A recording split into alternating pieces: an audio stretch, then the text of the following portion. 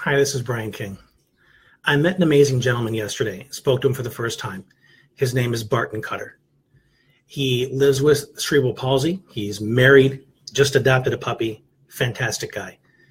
We had a very powerful conversation. One of the topics that came up, and Barton asked me the question, what does masculinity mean to you? I immediately felt a shift in my emotions, almost a guardedness, because this has been an issue for me. And I don't want to put it all out there because Barton is going to come on my podcast in November, and we're going to have a deeper conversation about this. But I wanted to share some thoughts now, because my health decline has been pretty quick. 2 years ago, I was walking nature trails, walking to the park with my kids, climbing on the jungle gym. And now I have to hold on to things so I don't fall. I have to use a cane or a wheelchair quite a bit to get around, especially if I'm outside the house, because my legs just can't hold me up for very long. I used to be able to help quite a bit around the house, and now I need more help than ever. So the biggest shifts that have happened, like I said, quickly.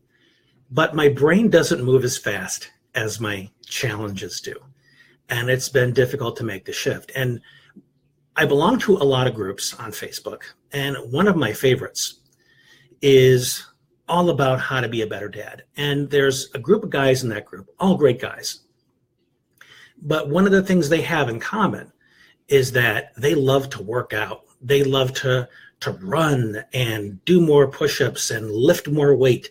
And they're always taking pictures of their biceps and challenging each other and talking about the marathons they're running. And that's awesome. I envy them to a certain degree because I used to go to the gym every single day and work out. But my body won't allow that anymore. The thing that concerns me about the example that sets is when it is not balanced in terms of what else is there to you besides your biceps. And we live in a culture that is very, very interested in the way you look. Appearance matters. We hear that a lot. Appearance is everything. You have to dress the part. Your hair needs to look great. And I'm not knocking taking care of yourself or good hygiene, but I'm questioning to what extent does that define who you are and your value as a person? I don't have big muscles. Got a big belly, working on it, trying to get it down. Not easy when you can't move around that much, but doable. There's more to being a man than your muscle.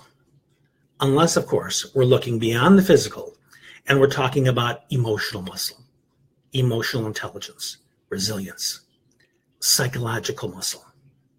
How strong is your mindset? Spiritual muscle. How connected do you feel to something bigger than yourself? You can accomplish all these things and emphasize more about who you are without the muscles. Because if people can't see what you look like, then what is their experience of you? What's left? When you meet somebody who can't see you, maybe you're talking over the phone, maybe it's through email. Are you going to say to them, if only you could see my abs? Clearly there's more to you than that. Now, I'm not knocking being fit. As somebody who has a lot of health problems, I know health is everything. On my good days, it's a celebration. I'm glad I have my health. On my not so good days, part of me wishes I had better health. So kudos to these guys who eat right, drink water, exercise every single day. Bravo to them. Their physical fitness, their muscles are a testament to their level of commitment and their motivation. What I'm discouraging is to not get tunnel vision in terms of what it says about who you are as a man, because there's more to it than that. Now, who I once thought I was as a man, I'm 6 foot tall. I'm a big guy. I got broad shoulders. I studied martial arts for many, many years. I saw myself as the guy that could, kick the ass of anybody that came into my house and tried to hurt my family.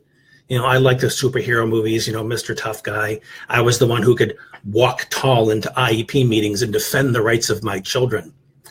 Now I'm the guy who is completely out of breath and needs to lay down when I walk up a flight of stairs. Talk about a kick in the pride. And this has happened quickly. I've gone from walking to wheeling, and I still use a manual wheelchair a lot. And I used to go for walks with my significant other, and we'd walk hand in hand.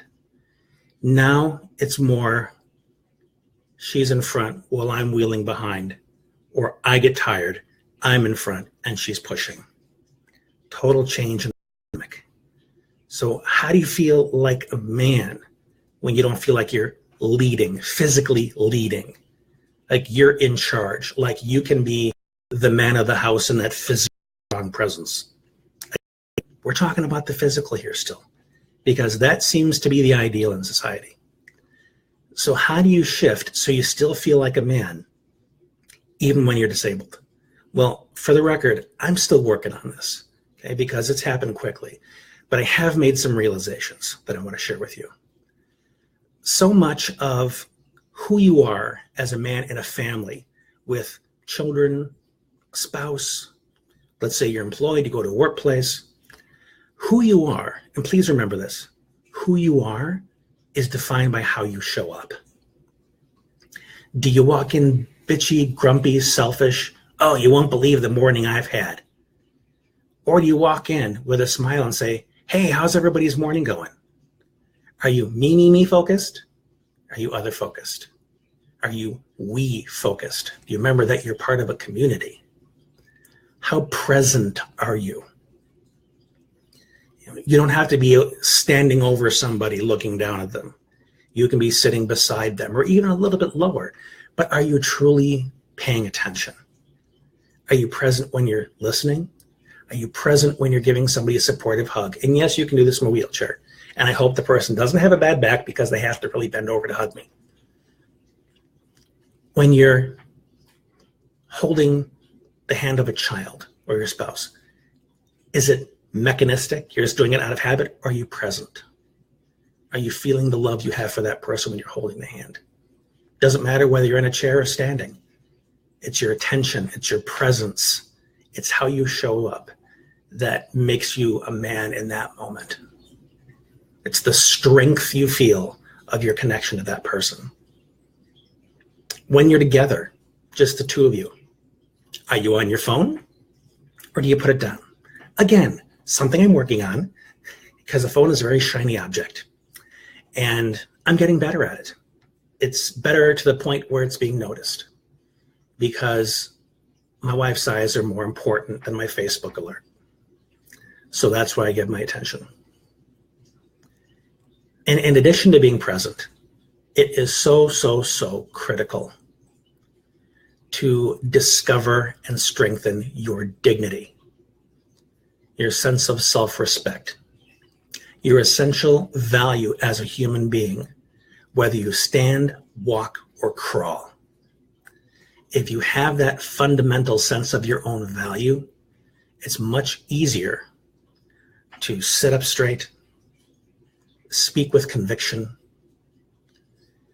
self-advocate, reach out to others, even when you go from, hey, let me help you out, to, hey, could somebody please help Dad?